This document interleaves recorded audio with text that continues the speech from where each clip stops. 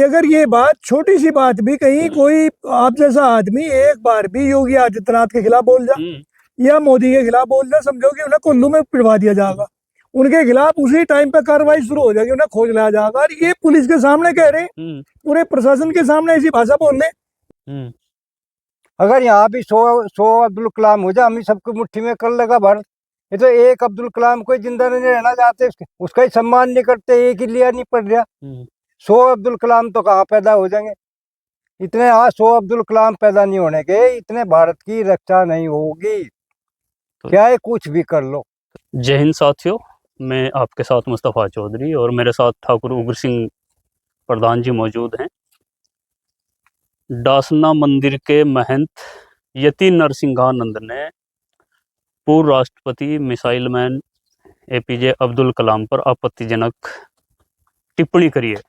उनको जिहादी और पता नहीं क्या क्या उनको बताया गया है। इसी को लेकर मैं प्रधान जी से बात करूंगा। प्रधान जी, पहले तो आपका बहुत बहुत स्वागत है। नमस्कार भाई साहब, नमस्कार। तो प्रधान जी, मेरा पहला ही सवाल ये है आपसे कि मुसलमान की देशभक्ति नापने के लिए खास तौर से जो कट्टरपंथी हिंदू होते हैं वो ये कहते हैं कि हमें एपीजे अब्दुल कलाम जैसा मुसलमान चाहिए, लेकिन अब तो एपीजे अब्दुल कलाम पर भी उंगली उठ गई। तो मुसलमान को देशभक्ति बताने के लिए अब कौन सा पैमाना इस्तेमाल करना पड़ेगा? ये मुस्तफा भाई, मैं पहले भी कहा आपको एक बार कि मुसलमान को तो बेचारे को आज के दिन अपनी देशभक्ति जाहिर करने के लिए जो सुबह से शाम तक 2 बार अग्नि परीक्षा में से होकर गुजरना पड़ता है। 2 बार, सुबह भी और शाम को भी। एपीजे अब्दुल कलाम से बढ़ के क्या उदाहरण लोगों के पास हो सकता है? आज भी अगर किसी बच्चा, कोई बच्चा कहीं दिखाई दे जिसके पैर में चप्पल ना हो और वो बच्चा स्कूल में पढ़ता हो, उसे बुला के जब पूछा जाए बेटे क्या करता है जी, पढ़ूं, उसे 1-2 सवाल पूछने के बाद में एक आ जाएगी, एपीजे अब्दुल कलाम को जानते हो? उस कैसे पढ़ना, इतनी लगन से पढ़ना। जो बच्चा ये उस बच्चे उस आदमी पे आरोप लगा रहे हैं, उसे जिहादी बता रहे हैं, न तो जिहाद के अर्थ का ही नहीं पता कि जिहाद का अर्थ क्या है।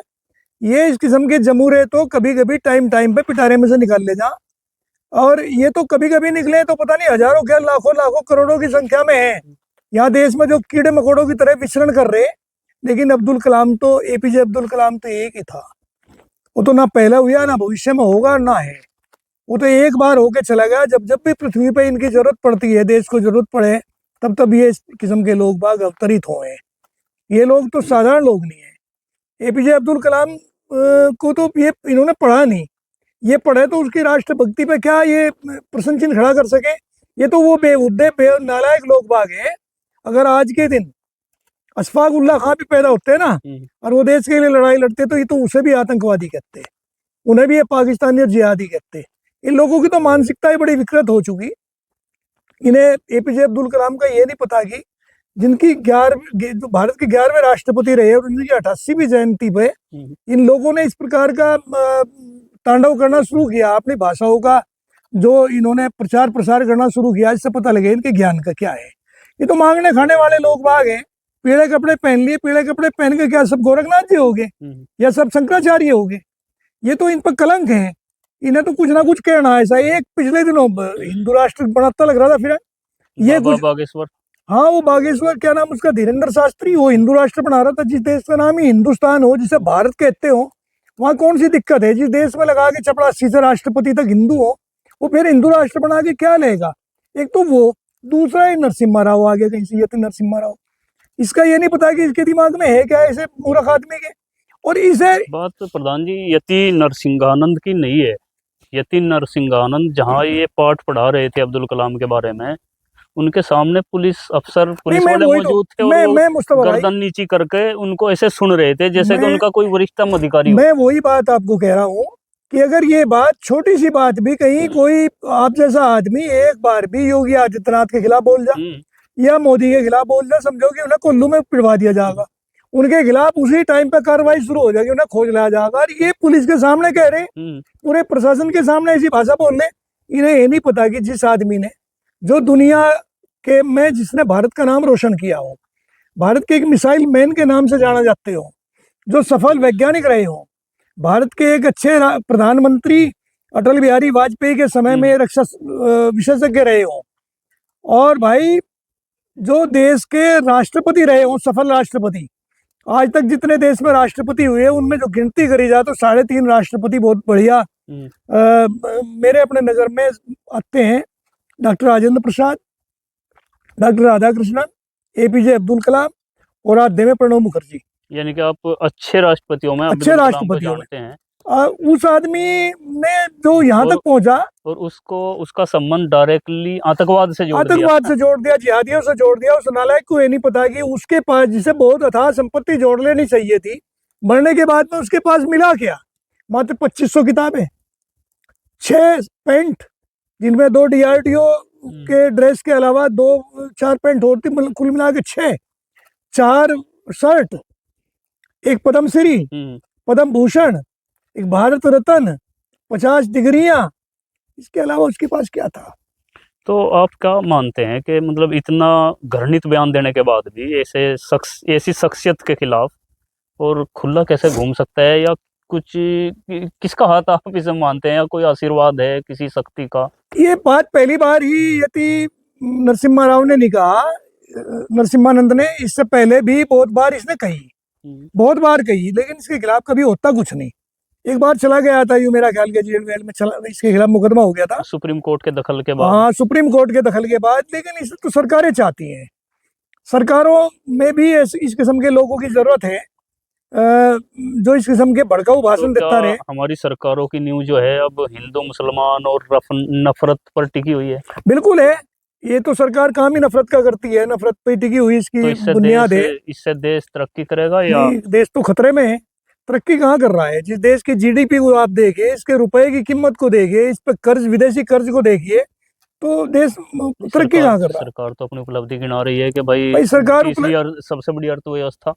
भाई सरकार अपनी उपलब्धि गिनवा रही है। एक बार किसी किसान को जाके भी पूछ लेने को, तुमने जो 3 लाख का 4 या 5 लाख का जो केसीसी बनवाया था वो कभी वापस भी किया गया?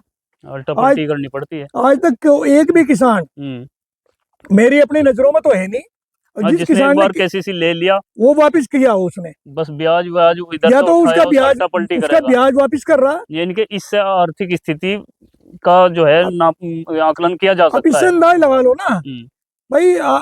जब हम कर्जे में इतने डूबते जा रहे हैं, तो ये तो सरकारों का ये बहुत बढ़िया रहा कि चलो किसान पे बिजली का बिल नहीं लिया जा रहा, बिजली का बिल माफ के बराबर ही है।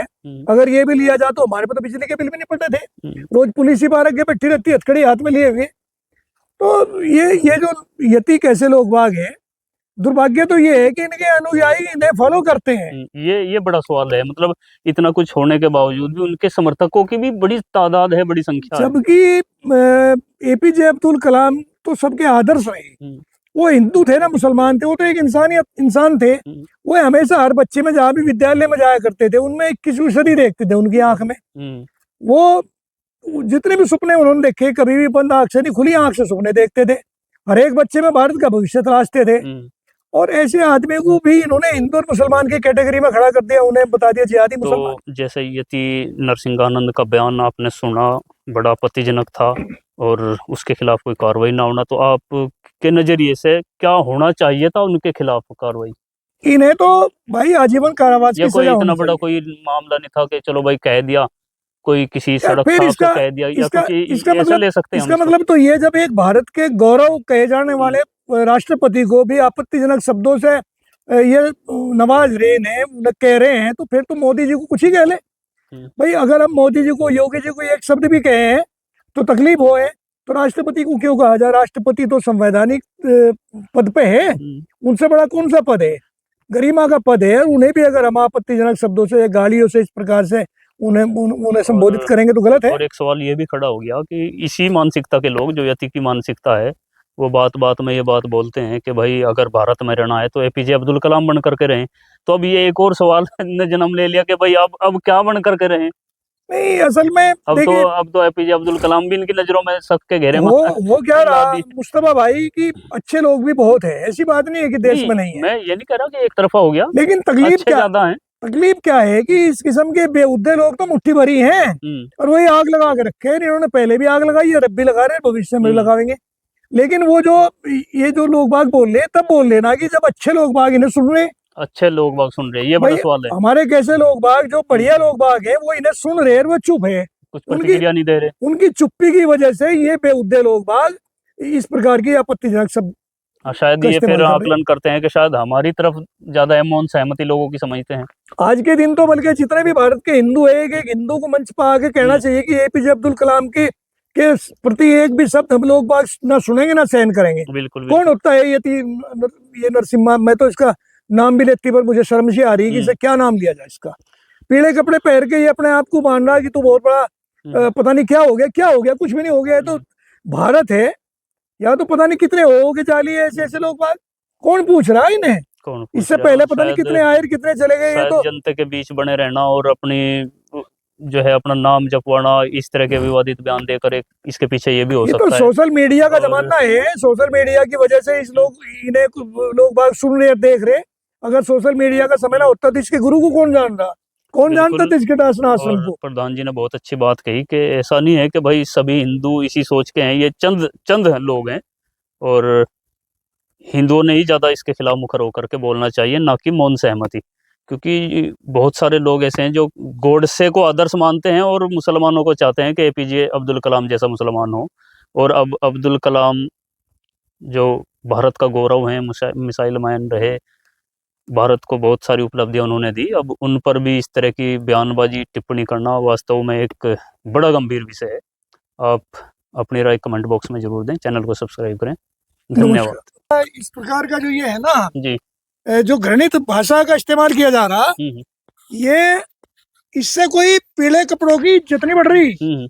अगर पीले कपड़े पहन के ये समझते हो वो लोग बात की बहुत बड़ा सम्मान हमने प्राप्त कर लिया, लोग हमारी बड़ी इज्जत करेंगे, इससे इज्जत नहीं बढ़ रही।